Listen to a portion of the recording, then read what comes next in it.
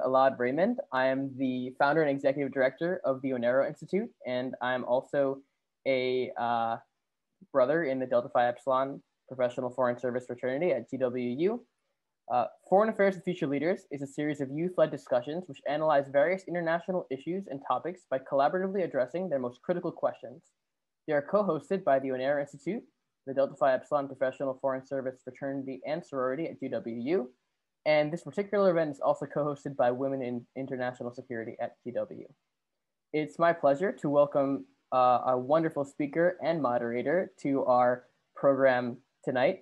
We have two phenomenal guys here. Zachary Haver is a close friend and is an alumni of DP at GW, among many other things. And of course, Max Kaplan is the president of DPE. And so before I turn it over to the two of them, I'm just gonna go over some quick procedural information as always. Be sure to show respect for peers in all topics discussed. Challenge yourself to keep an open mind. Please approach the material professionally and analytically, and be sure to keep your questions pertinent to the discussion at hand. If you'd like to ask a question, feel free to go ahead and use the chat box or raise your hand using the reactions button on the bottom of your screen. Of course, please keep your mic muted unless it's your turn to speak. And when you do speak, we'd love to hear your name and where you're calling in from. And finally, I just want to mention that we'll be recording this session so that others who are unable to make it tonight will be able to join. And I think that's all for me. So thank you all for joining, and it's my pleasure to turn over to Max now. Max? Thanks a lot, and thank you everyone who's here for attending.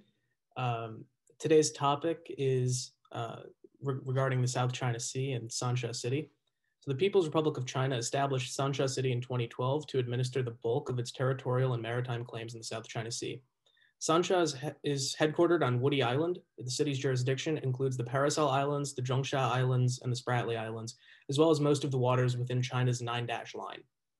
Sansha is responsible for exercising administrative control, implementing military-civil fusion, and carrying out the day-to-day work of rights defense, stability maintenance, environmental protection, and resource development.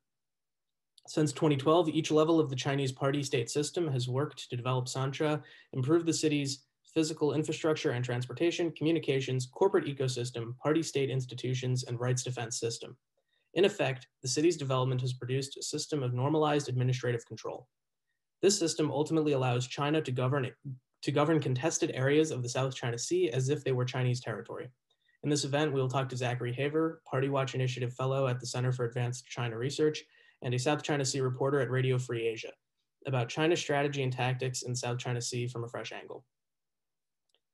So to introduce our speaker more fully, as I said, Zachary Haver is a Party Watch Initiative Fellow at the Center for Advanced China Research, as well as a South China Sea reporter for Radio Free Asia.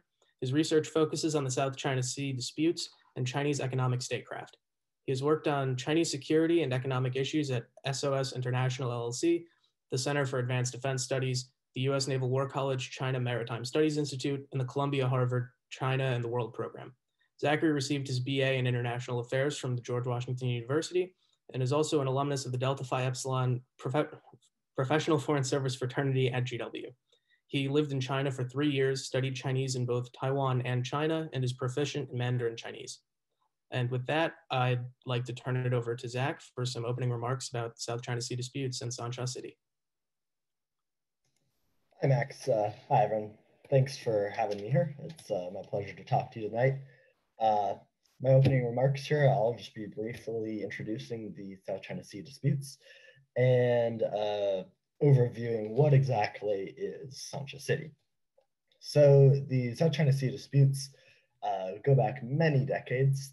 For the most part, they began in the 1950s, but really picked up in the 1970s and have continued bubbling along since then with notable escalations since right around 2007. These disputes involve China, Taiwan, Vietnam, the Philippines, Malaysia, and Brunei as claimants, as well as numerous other non-claimant actors such as Indonesia, Japan, the United States, and Australia. And these disputes are over both the waters of the South China Sea and the various rocks, reefs, shoals, submerged features, islands, and everything else in those waters.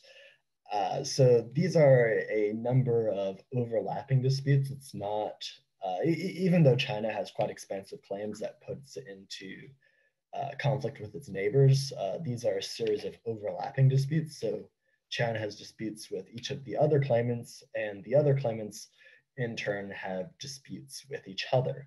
And there's a number of issues at play in the South China Sea. They range from vital international shipping lanes that carry very large amounts of world trade and energy, especially to China and other countries in East Asia. But they also involve the hydrocarbon resources sitting at the bottom of the South China Sea. They involve vital fishery resources that feed China and have traditionally fed communities across Southeast Asia. The issue also involves military competition between the United States and China in the Indo-Pacific region. And the South China Sea involves many other overlapping issues. And for this reason, it attracts a lot of attention from governments both in the region and outside the region. We have European countries increasingly getting involved due to concerns over the freedom of navigation and issues involving international law. So when we're talking about the South China Sea, it's one geographic region, but there are a lot of dynamics and different factors at play. And China is mainly responsible for why we talk about the South China Sea so much. Since around 2007, it's really escalated its attempts to assert its claims of the South China Sea, both its maritime claims and its territorial claims. It does this along a basic framework of trying to consolidate its claims, strengthen its position in the disputes, while preventing other claimants from doing the same. This involves a number of different tactics. Some of the highlights are China's island building campaign, which it started in late 2013 and carried on through 2017. In this campaign, it turned numerous reefs and other submerged or semi-submerged features in the Spratly Islands into massive artificial islands, one of which is the size of Washington, D.C. These artificial islands host military facilities, information capabilities, runways, weapon systems, massive harbors that can support continuous naval and Coast Guard deployments, and a whole other host of features that help China assert its power in the region. And thanks to the buildup of these artificial islands and also China's ongoing naval and Coast Guard modernization efforts, it can increasingly project its power into these contested waters. Particularly, the China Coast Guard has garnered itself a reputation as a bully in these waters, having continuous deployments throughout the South China Sea. And even though it's a Coast Guard name, many of its ships are the size of naval frigates, and they are increasingly aggressive to the fishing boats and other vessels of rival claimants. The Coast Guard in particular has garnered much attention lately because the Chinese national legislature recently passed a new Coast Guard law authorizing the China Coast Guard to use force against the vessels of other claimants and prevent them from building items and other facilities on their occupied features. And much of this is something that the China Coast Guard already did or clearly had hopes of doing, but this provides domestic legal cover for the China Coast Guard to play an even more sort of role on the front lines of the South China Sea. So this issue is very much still evolving, and China's strategy on this issue continues to evolve. But it's very much something that countries outside of the region and in the region are very concerned by, whether they are US allies and partners or not. And so that brings us to Sansha City. This city is highly unique. It was founded in 2012, and it is a prefecture level city in the province of Hainan, which itself is an island province right off the southern coast of China. And Sansha is headquartered on Woody Island in the Paracel Islands, which is the northernmost island group in the South China Sea. The main other island group is the Spratly Islands, which is down south more towards Malaysia and the Philippines. And Woody Island from its headquarters, Sansha City from its headquarters on Woody Island has jurisdiction over the majority of China's claims in these contested waters, namely Paracel Islands, Spratly Islands, as well as what China calls the Zhongsha Islands, which in fact are not islands. They are Macclesfield Bank and Scarborough or Shoal, neither of which are islands, and also the waters surrounding these features. In total, the city claims to govern about 2 million square kilometers of sea and land area, which is about 800,000 square miles of space. And in 2012, it was established in July 2012, and its creation was announced a month earlier in June. China painted this move as a reaction to steps taken by Vietnam. About 12 hours before China announced that it was establishing Sansha City, the Vietnamese legislature passed the Law of the Sea of Vietnam, and China announced that it was creating Sansha as a countermeasure. But in reality, this was really just cover for China's continuing escalation of the disputes. Officials in China had been considering the creation of Sansha City since at least 2007, and the city itself was an upgrade of existing administrative bodies that were on Woody Island that were established in the 1950s. And from the 1950s up until the establishment of Sansha City, China had been progressively developing its features. And so Sansha City was really not something new. It was more of a escalation of an existing practice. And the important thing with Sansha City is that it offers the decentralized implementation of central priorities. And by that, what I mean is the mayor of Sansha City does not get a call from Xi Jinping every morning telling him what to do on the front lines of the South China Sea. But at the same time, the city is not a rogue actor pursuing parochial interests in the name of Chinese national interests. Rather, it works closely with the provincial government in Hainan, with central ministries and other authorities in Beijing, as well as various parts of the People's Liberation Army, China's military.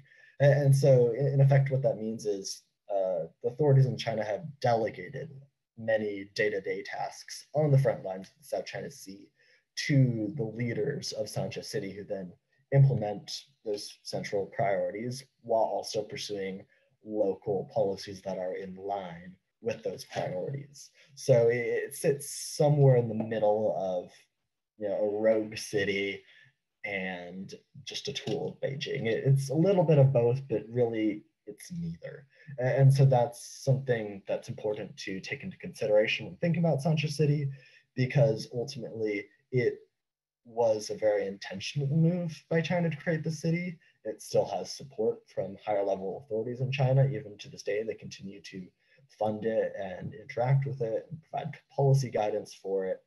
And it really has emerged as an important part of China's strategy in the South China Sea, even if it doesn't receive a lot of attention outside of China, because it looks like just some weird administrative entity, a city that they set up, but in reality, it does play quite an important role. Thank you, Zach, for that introduction to this topic. So my first question deals with the report that you just published with the U.S. Naval War College China Maritime Studies Institute about the Sansha City and its system of administrative control. This is a report that you created primarily utilizing open source documents, Chinese language government documents, as well as corporate data. Could you talk generally about the OSINT collection process and what exactly it's like to put together this sort of open source style report? As Max indicated, this research is entirely open source. It's something about anybody with a laptop and internet connection and some cybersecurity measures could go about doing themselves. It does not involve any classified information, government secrets, nothing like that. And it all started with a kindergarten. I was tracking, one summer, I was tracking everything that Xinhua, which is China's state-run news wire, published about the South China Sea. And right around the start of the school year, I kept on seeing these stories about a kindergarten in the middle of the South China Sea. Something about that didn't sit right with me. I was saying, why are there children in the middle of this highly militarized dispute? And those reports were coming out of the Chinese propaganda apparatus. And as it turns out, the city's website, they talk about this stuff quite openly. And so that led me down the rabbit hole of investigating the city. I pulled from local government bulletins, from Chinese language news articles, because some of the Chinese news wires have correspondents stationed down on Woody Island. There's central and provincial documents. I looked at satellite imagery. I looked at photographs, both in official media and taken by tourists. I watched a whole lot of videos, again, both from propaganda and from the tourists who frequent the Paracel Islands. I looked through corporate data and company records and the bidding records and contracts and patents and all sorts of open source information that you can dig up through some creative Googling and some other techniques. And what all this open source information allows you to do is effectively cross-reference and verify information. It would be very easy for China to claim certain things about what it's doing in the middle of the South China Sea. But for us as analysts, it's hard to know how credible some of those claims are, because not a lot of people get to see what's going on in the middle of the South China Sea. They let the occasional tourists down there, increasing numbers actually, but other than those lucky souls who get to sail out to the not often seen islands, most people don't have a clear idea of what's going on down there, much less people who are not Chinese citizens, because I'm an American, they're not going to let me on one of those islands. And so by cross-referencing all these different sources, you can build up a pretty comprehensive picture of what's going on there. And one source might not have information on a given area, but other sources will have it. And by putting it all together, you can create a surprisingly complete picture. For example, a lot of what I did involved cross-referencing satellite imagery against videos and pictures taken on the ground, and to locate buildings and facilities on these islands, but then in turn cross-referencing those against government documents and corporate records and other types of paper trail documents to see what those facilities are actually being used for, who built them, why they built them, what they're being used for now, and all the other information that you could have about a given building on these islands. For example, I located one of their key command facilities that's used by the People's Liberation Army, their maritime law enforcement forces, and their maritime militia forces. For context, the Chinese maritime militia is a paramilitary force that is organized by the Chinese People's Liberation Army, answers to a PLA chain of command, but is made of ostensibly civilian fishermen. This allows China to, using this force, it allows them to assert their claims kind of on a day-to-day basis and monitor the fishing boats of other nations without resorting to the use of Coast Guard forces or naval vessels, thereby keeping the chances of escalation low. So this building is used by that maritime militia in addition to the white-hulled Coast Guard ships and the gray-hulled naval ships. All those forces use this command center to coordinate operations, share intelligence, share analysis, keep each other in the loop, use communications. And there's a picture of its construction site that was posted by a couple Chinese news outlets. And in that picture, you can see the construction site and the building in the background. And so that gave me a rough idea of where it was. But in one of these pictures, you could see the blueprints for the building in the background, kind of the schematics for the building, the concept art for it. And this blueprint happened to be in a glass case. And the reporter who was looking at the store happened to walk up to that glass case and take a picture. And because it's glass, there's a reflection on it. And then using that reflection in the glass case, I could definitively pinpoint the location of this building on Woody Island. And then using other government sources, Chinese government sources, I could actually say, what is this building being used for? And so that kind of gives an example of how you can use all these different publicly available sources of information to even get a fair amount of information on military facilities. And that really is what was at the heart of my investigation here, just looking at all sources of possible information that I could draw from. Thank you. Now, my next question is, putting all that information together, what did your investigation uncover? What did you find out about Sansha City? So the main takeaway that will concern a lot of people is that they built a lot of things.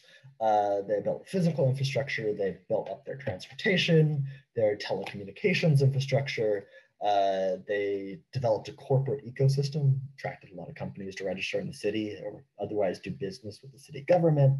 They built up the party state institutions, which is both the Chinese Communist Party branches and offices and various local organizations in addition to their subordinate government offices that operate equivalently. And they're in charge of kind of governing these areas on a day-to-day basis. And then finally, defense capabilities like the maritime militia and local law enforcement forces that I mentioned earlier. And within these kind of broader categories of development, they got a lot done. They built supply ships and inter-island transportation ships and harbors, seawater desalination, microgrids that integrate renewable resources like solar and wind and battery storage and all sorts of fancy gadgets. And they have trash processing and transshipment of trash. They have 4G and 5G network coverage now. They have undersea cables to transmit data back and forth from the islands to the Chinese mainland. They have done a lot of work here in all different sorts of areas. And this was a very significant buildup. Before the city worked on these developments, China's outposts were very desolate. They were terrible places to be stationed if you're a Chinese soldier. Now they're still fairly rough because these are tiny islands in the middle of an extremely environmentally dangerous sea. They have a lot of rainfall and high winds and typhoons and high salination and sunshine. It's a very rough place to be. But rather than these remote little outposts, you have essentially these bustling island cities now, which is a huge transformation from what you saw before. One of the things that illustrates this is the kids I was mentioning earlier, the kindergarteners. Back when all this started, the conditions on these islands were too extreme for anyone but soldiers, essentially. But as they developed these islands, the conditions began allowing soldiers to bring along their spouses and their children and even their elderly grandparents. So there's been some remarkable increases in how developed these islands are. And all of the areas of the city's development have come together to produce what I call a system of normalized administrative control. And I'll break down this concept. So the city exercises administrative control over these contested areas in the sense that it is an ostensibly civilian mechanism of control as opposed to gunships and missiles and planes. It's civilian administrators who are controlling this contested territory and supposedly calling the shots on a day-to-day basis. So in that sense, it's being exercised through the organs of state and administration and process. And this has all become very normalized. These administrators, they oversee affairs on a day-to-day basis, and it's done in accordance with governance that you would see on the Chinese mainland. When we're talking in terms of laws and processes and institutions, it's all what you would see in any other part of Chinese territory. And this normalized administrative control it's very much self-reinforcing, and the various components are mutually interdependent, where its defense capabilities, or its party-state institutions, or its economy, or its transportation, they all support each other and help each other develop. This produces a unified system. For example, the local maritime law enforcement forces that operate under the city, they are what the city leaders use to physically assert their jurisdiction at the expense of other countries in the region, but also to enforce local environmental and fishing policies. But these maritime law enforcement forces rely on policy guidance from local leaders. They rely on them for funding. They rely on them for budgets. They rely on them for infrastructure, all sorts of things. So all the different components of the system help each other. And because it's all being developed together, it's just continuously strengthening China's ability to assert control over these contested areas. So that's what we mean when we say a system of normalized administrative control. And what it ultimately does is it allows China to actually turn some of these contested areas into de facto Chinese territory.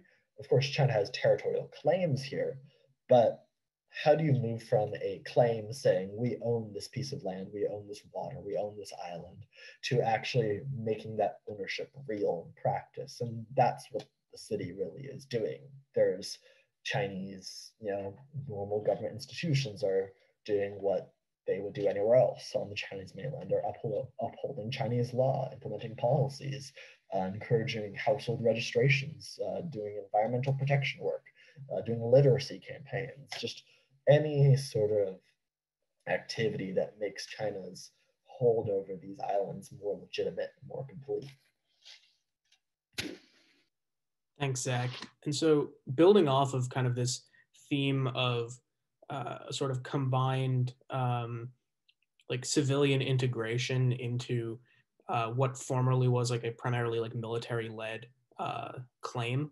What is Sansha's role in Chinese military civil fusion, which is something that's been a cause for concern among a lot of US analysts?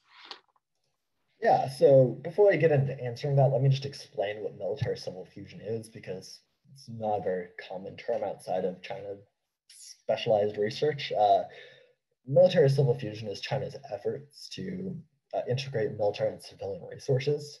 And the most distinct application of this is in the defense industrial base in China, kind of encouraging civilian companies to help the military, and then helping civilian aspects benefit from the military industry as well.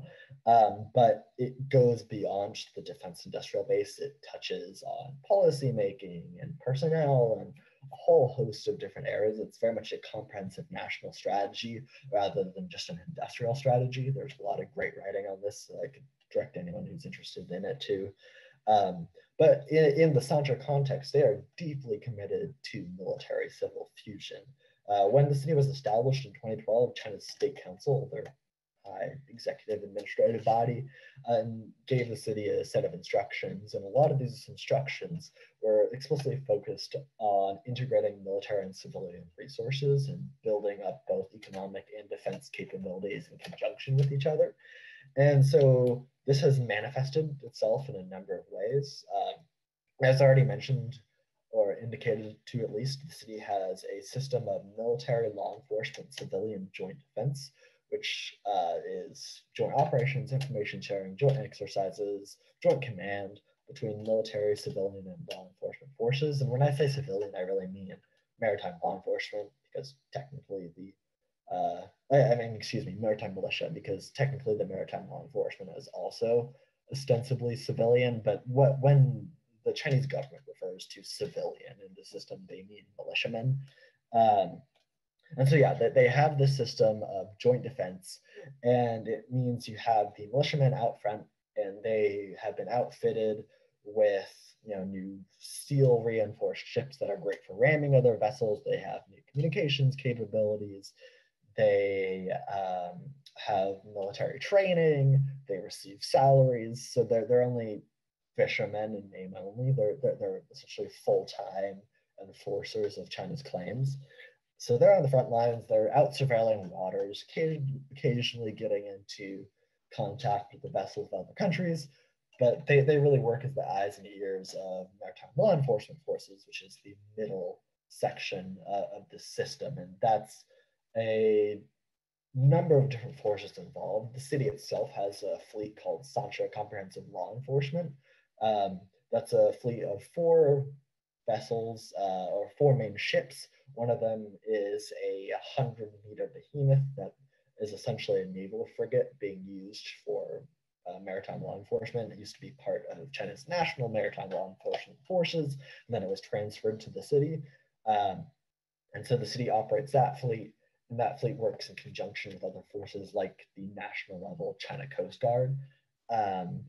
And then you have the PLA on the top level. And there's different components here. There's a garrison that's based in the city that really just serves as the command point for the maritime militia forces and training them, as well as liaisoning between the combat forces in the city's jurisdiction, which is mainly the PLA Navy, liaising between the PLA Navy and the city. And so it's a mix of different military forces there, but they're mostly in the background. They're not out there on the front lines of the disputes. They're more there for oversight and deterrence, because they don't really want to use the military forces too much, because that's what can lead to escalation. So the city has developed a lot of infrastructure and resources that support this joint defense system. Part of that is a program of what they call joint use and joint construction, which is where whenever the city is building infrastructure, whether it's smart microgrids or harbors or any other facilities, they do it to benefit both the civilian and military populations on the islands, and to be used by both those populations. And often this infrastructure is developed in conjunction with the military as well. So they have input on the construction of these facilities. And so even if something is an ostensibly civilian project developed by civilians, by a private company, it's ultimately going to be benefiting the Chinese military in the South China Sea. And then there's also city implementing preferential policies for soldiers as part of their military civil fusion, which involves giving subsidies to the families of soldiers stationed on the island, giving college scholarships to those soldiers, the kids of those soldiers, and otherwise implementing policies that kind of benefit for them for making the sacrifice of being stationed on these islands, which are not the most fun places to be stationed. And beyond that, there's also a model of dual leadership at play, where the city's highest level leaders, such as the mayor and party secretary, they often serve as a party secretary for the city's military garrison, and the commander of the military garrison, and sometimes it's a political commissar. They will sometimes serve on the city's highest civilian party decision-making body. So from the top down, Sansha is deeply integrated with the Chinese military. Thank you. So kind of building off that even further, another major concern, both by China analysts in the US, but the general public and in the political scene here as well, we see a lot of talk about, US technology being utilized by China, dual use technology, that sort of thing. Can you talk at all about how, if at all, US technology is being used by Sansha's government? That's definitely an issue that's at play, because the city has invested in a lot of technical systems in its development of China's islands in the South China Sea. These range from satellite communications to monitoring systems to just basic communications facilities and infrastructure. And these are used by a range of civilian and military users. And US tech is definitely at play, at least to some degree. I put out a piece last week analyzing how one of the city's satellite communication systems uses components from a US defense contractor as core pieces of that system. This satellite communication system is used by Sansha Comprehensive Law Enforcement, which is the local maritime law enforcement fleet that I mentioned earlier. And the system, it's a main space station on Woody Island, a couple terminals on the law enforcement ships, and then other related parts of the communication system. Both the terminals on the ships and the main base station are using some hardware from US companies. And one of these pieces of hardware is explicitly marketed as a military grade piece of equipment that is marketed towards the US government, US military. And so the use of US technology there is definitely concerning because obviously the US government is not a fan of what China is doing in the South China Sea.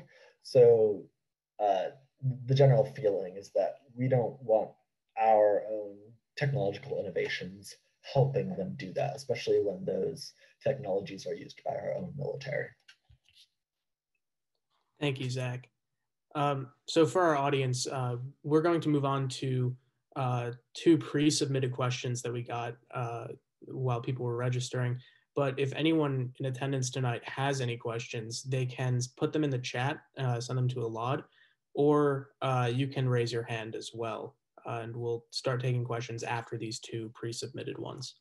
And so the first of those is, what SOEs or companies other than CNOOC, which is the China National Offshore Oil Company, do you see operating in Sansha? There's a fairly substantial SOE presence there as far as I can tell. Not on paper, because a lot of these SOEs have subsidiaries that have subsidiaries that have subsidiaries that are operating or otherwise registered in Sansha. You have China's main telecoms operators and their main servicing companies. You have postal service SOEs. You have you have insurance providers. You have banks. A lot of different kind of normal SOEs that you would expect to see in a Chinese city. But you also have SOEs that are on the US watch list, you could say. Both the CCCC, which is a construction company which was responsible for a lot of China's artificial island building, Spratly Islands, and has been subject to US export and visa restrictions as a result. It has a subsidiary in Sansha, and the CCCC appears to have been quite active in Sansha, and also CETC, which is the major Chinese electronics defense manufacturer, their main defense contractor for electronics. It has a subsidiary that's actually a joint venture with a provincial SOE that's also registered in Sansha and is active in the city, as far as I can tell. And beyond that, there is a substantial state-owned presence that it's a bit too much to get into in this forum. Great, thank you, Zach. Our next question is, how does this creatively constructed city administration account for islands under the control of the ROC, the Republic of China, such as Taiping and the Paracel Islands? So only half of this is related to Sansha. The Paracel Islands are actually, in the Chinese administrative system, are under a jurisdiction in Guangdong province.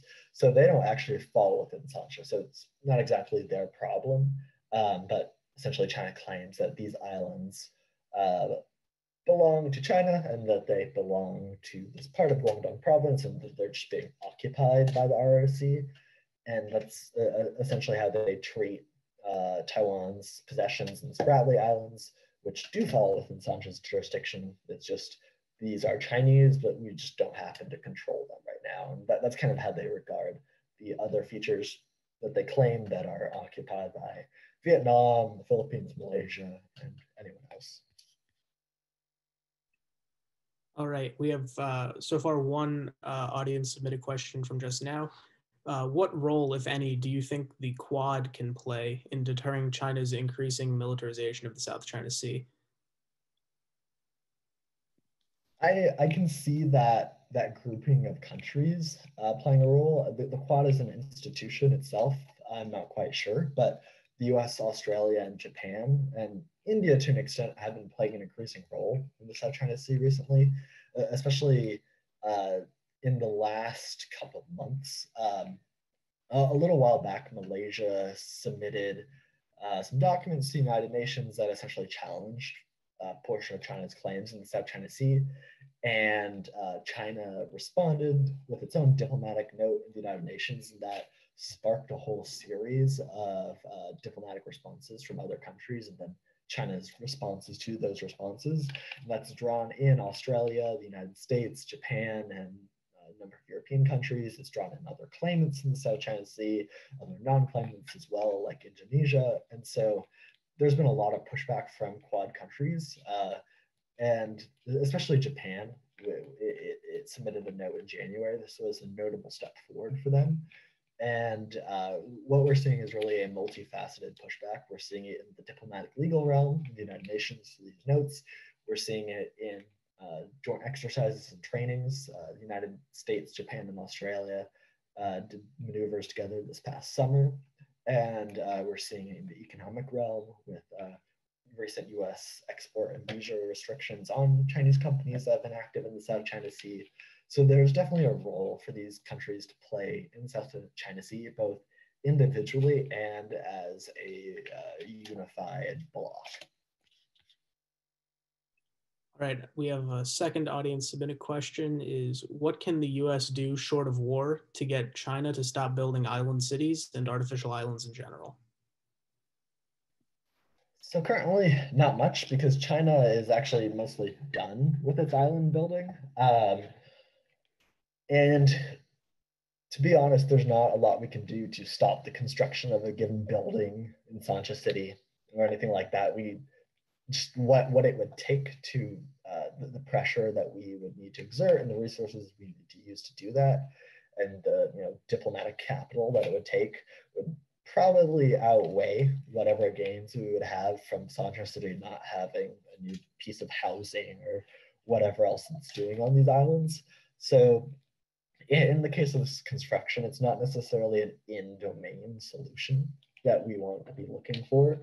It's more about marshaling various other interests in the area, such as ASEAN, and like the previous question mentioned, the Quad, marshaling greater diplomatic pushback against China and helping to build a diplomatic front to put more pressure on them to engage in less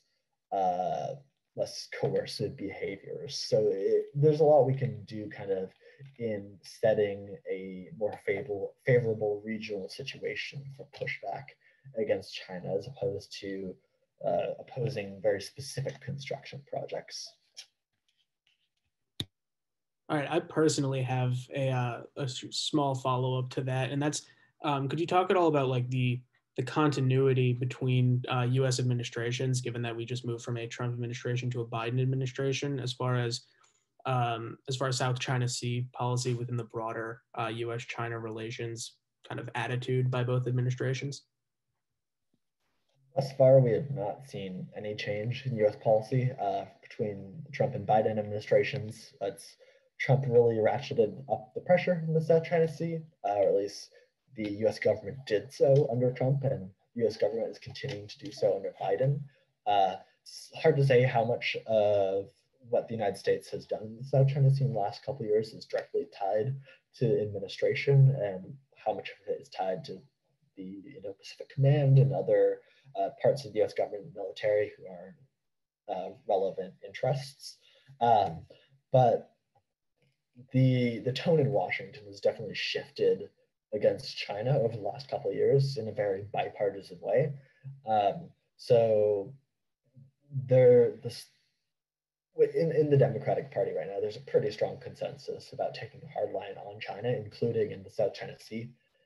Biden's one of his main appointments for China in the US DoD is Eli Ratner, who's long-term Asia hand to the Democratic Party and has been a long-term someone who's been focused on the South China Sea in particular for a long time and shown great interest in it, both in government and out of government. And he is not known for being soft on the South China Sea. So under his watch and a number of other appointments and career officials that are in the US government right now, we should expect continuing pushback against China's practices.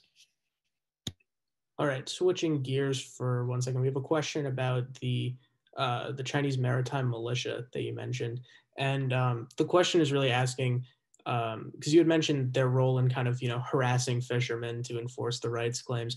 Is that like their primary responsibility, or like are they primarily dealing with civilian actors from the other claimants as opposed to the more like the coast guards of those nations? Is that the differentiator between them and say like the Chinese Coast Guard? Kind of. There's a lot of power asymmetry here, where a Chinese maritime militia vessel might be as large as a Coast Guard vessel of another claimant, just because China has much greater resources at play. But a lot of what you see beyond the kind of day-to-day operations and deployment of the militia, which is largely maintaining continuous presence in contested areas, conducting surveillance, showing the flag, that sort of operation. Some of its notable operations are working in conjunction with the China Coast Guard against foreign vessels and Coast Guard forces. We've seen escorts consisting of both Coast Guard vessels, militia vessels, and then kind of a naval or naval aviation presence off in the background as a looming threat when China is confronting oil exploration vessels from Malaysia or another country. The militia itself has a number of responsibilities. Part of it is surveillance, part of it is search and rescue operations, part of it is upholding sovereignty. They kind of wear a lot of different hats, but all of it is in coordination with other forces. And so one of the things is that there's a long-held understanding of people among people who watch this, that if you're a Vietnamese fishing boat or Philippine fishing boat, if you see a Chinese fishing boat and it's an area where China doesn't want you there, chances are a Chinese Coast Guard ship is going to show up real soon. And that's either because it was a maritime militia vessel and they were there specifically to check up on you, or it's because even standard Chinese fishing vessels that are not formally part of the maritime militia still serve a surveillance function. They have all been outfitted with China's Beidou communication system, which is their equivalent to American GPS, except Beidou has additional features such as text message features, essentially, that allow boats, just normal fishing boats that are equipped with Beidou to send messages to the authorities on the Woody Island or Coast Guard detachments in Hainan, and those allow them to communicate directly with authorities. And it sounds like the city has also invested in some voice communication capabilities to communicate with these fishing vessels as well. So whether it's a formal maritime militia boat, or if it's just a normal fishing vessel that's happening to fill that role, they are deeply tied into this broader system that China's set up to defend its claims. All right, we got a question about kind of like, as the Sansha City administration has been, constructing and maintaining this city, as you mentioned, like it's a city on an artificial island or artificially expanded island. What's been their largest challenge in doing so? It's definitely the environment. And I mean that in several ways. Part of the environment there is just how remote it is. They, at the closest location, they're a couple hundred kilometers from Hainan Island and a bit farther from the Chinese mainland, but down in the Spratly Islands, you're very far from the Chinese mainland. You're talking hundreds and hundreds of kilometers. So that remoteness lends itself to many challenges, the least of which is that none of these features are capable of independently sustaining life, human habitation. They require constant resupply. And because of the frequent typhoons in the South China Sea and just dangers of navigating in open waters, those supply lines are fairly easily disrupted. They've gotten around this by building up more storage facilities, especially ones that are able to withstand the environmental conditions like storms. And they've also worked to significantly improve the ability of these features to withstand typhoons and very other damaging weather conditions. And that means both the islands themselves, making sure they don't erode out into the sea, and also the things they've built on the islands. And beyond that, as I mentioned earlier, there's very extreme weather conditions there in terms of heat, salinity, humidity, rainfall, and other factors. And those do havoc on anything you build, whether it's like a building or if it's a piece of technology. They are a huge pain in the butt, especially because everything requires electricity, and electricity requires fresh water. And these islands do not have natural sources of electricity or fresh water. And so you run into this problem where you don't have any water, so you have trouble with electricity, and you don't have any electricity, so you have trouble with water, because you can't use seawater to run generators. You need desalinated water. So on these islands, especially on Woody Island, they've been setting up systems of renewable energy plus seawater desalination facilities that complement each other and allow life and activity to prosper across both Woody Island and increasingly on other features. They've set up the desalination plus solar power and some wind power. They've set up those combos on some other features as well and are continuing to roll it out.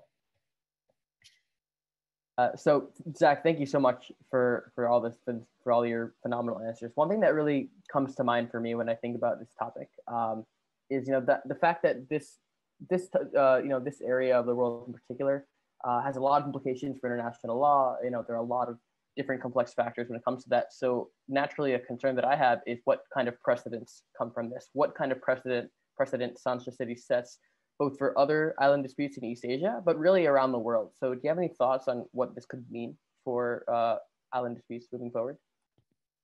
It's a little tricky because under international law, we already know that China's claims are essentially have no legal basis. A UNCLOS tribunal, the United Nations Convention on the Law of the Sea, a tribunal set up by them, it was registered at the Permanent Court of Arbitration in The Hague.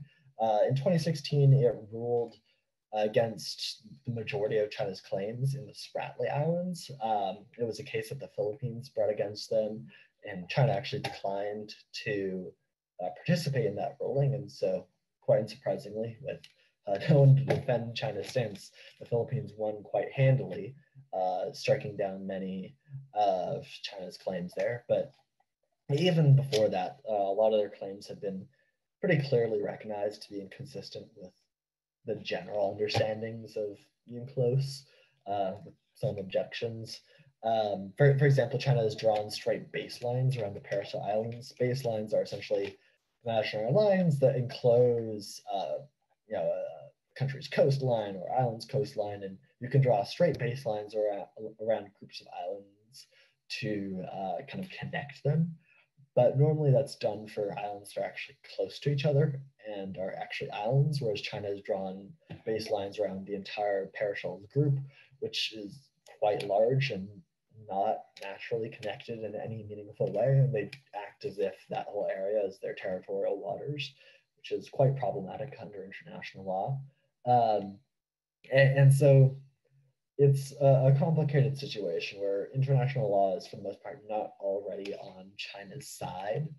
It's hard to see with Sansha City and the building they've done, because a lot of that is up in the Paracel Islands, whereas down in the Spratly Islands, it's Sansha City plus the Chinese military plus some other actors.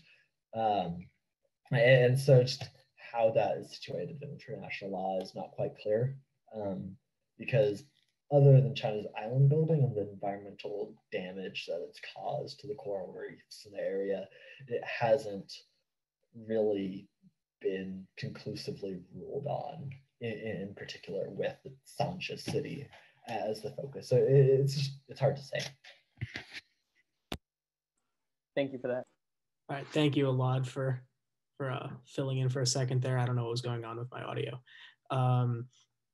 But we had a question about the role of ASEAN in these disputes, and if and how, or whether or not and how the international community could strengthen ASEAN as an institution to help, mediate or handle these disputes with China. ASEAN is helpful to a degree. It gets everybody in the same room, especially on the Southeast Asian side, and they really value that in terms of the diplomatic procedures that are involved. In terms for actually concretely addressing the disputes, it's currently of limited use because of China's influence through various non-claimant ASEAN states. And ASEAN relies on consensus. So as long as China has one friend in ASEAN, ASEAN is not going to do much in terms of anything concrete in the South China Sea. So as a forum itself for solving the disputes per se, probably not going to see much out of them, especially because China itself does not want to engage in the South China Sea in multilateral forums. It has much more influence when dealing with these disputes on a bilateral basis, so it much prefer to negotiate settlements or agreements of some sort with the Philippines, with Vietnam, with Malaysia, etc., all separately, rather than come to a regional consensus, which is problematic for a number of reasons. One, because this is a multilateral issue, and one of the most pressing parts of the South China Sea is the decline of fish stocks in the region. They are the economic and literal lifeblood of communities across Southeast Asia, and the South China Sea disputes make it hard to come to agreements on multilateral governance of the fishing resources there. And so as long as nobody can really come to one table on this, it's much harder to manage the fisheries issue. So ASEAN provides other benefits in this context because it does help get Southeast Asian climate states all in one room that can build other, help build ties among them that they could potentially leverage to deal with the South China Sea disputes vis-a-vis China. But as far as I can tell, there's not a lot of appetite in the region for trying to band together against China. It would be a very risky move just on their front, because China has shown itself to be very willing to impose economic costs on the countries that try and stand up to it in the South China Sea. We've seen very notable examples of that, especially in 2012, when China and the Philippines had a big standoff over Scarborough Shoal. And so there's a lot of hesitancy about kind of, openly challenging China, but both because of that economic angle and because of the power disparity at play. On their own, China's Navy, its Coast Guard, or its maritime militia forces, each of them basically outclass any other claimant. When put together, it's quite overwhelming. They have they're a combined force that could potentially take on the U.S. Navy and U.S. forces, which are considerably stronger than anything you would see from a Southeast Asian country. So because of that, there's just a lot of factors at play here that prevent Southeast Asian countries from really pressing the issue too hard, especially in multilateral forums. All right, thank you. We have time for one more question. It's kind of a fun one. If you had, sort of unilateral control over all of these claimants, how would you kind of sort out this issue in the South China Sea? What code of conduct would you put in place for all of the countries involved to operate in these waters? Yeah, so the big one is everybody gets what they have right now. I'm not too worried about which islands China occupies versus the Philippines versus Vietnam. I figure everybody has what they have right now, and we can live with that. So people get to keep what they have, no worries there. And beyond that, I would really focus in on just kind of waving the magic wand and coming to a regional fisheries agreement, because the fisheries are so important to Southeast Asia, so important to the global food supply, global economy, and especially the economies of Southeast Asia, that what we see there is a building kind of catastrophe that will affect people's livelihoods, their ability to both put on the food on the table and have food itself. It'll affect the economies. Research has tied this to increases in human trafficking and piracy and other forms of transnational crime. There's just a whole lot of issues that come from the fishing angle of the South China Sea. So if we can start, really working on the fishing, that would be very consequential. Thank you for that. And thank you to the audience for asking some excellent questions tonight. I'd like to turn it over to Zach to give some closing remarks before we close up this event. Yeah, I guess my closing remarks would be there's always something going on in the South China Sea. Right now I cover kind of the day-to-day goings on of the South China Sea as a reporter with Radio Free Asia, in addition to some deeper investigations. And through that, I really just get to track, what happens every day of the week in the South China Sea. And it's something you'll occasionally, if you're not focused on the South China Sea, you'll occasionally see something about it, every couple of months as tensions flare up. But there's always something going on. There's been kind of an assumption that since China's island building finished, that things have settled down, but they very much have not. It's a very dynamic geopolitical issue. And so it's one to watch because there's, like I said, there's always something going on. Thanks so much, Zach. And thank you, Max, for doing a phenomenal job moderating this event. And of course, thank you again to the audience for joining. It's really phenomenal to have you all here tonight. And I strongly recommend checking out some of the work that Zach has put out there, which we sent out with the Zoom link. But as we close, something that we love to do at Foreign Affairs and Future Leaders is take a quick group photo at the end of our event. So for those of you who feel comfortable on turn your camera on, I'll give you a second to do so, and I'll take a quick photo of all of us. And also I want to take the opportunity, as you're all turning your cameras on, to thank the organizations that made this possible. Of course, the Onero Institute, the Delta Phi Epsilon Professional Foreign Service Fraternity and Sorority at GWU and YGW. All right, just give me 1 second here. All right, 1, 2. Got it. Well, thank you so much, everyone, for joining.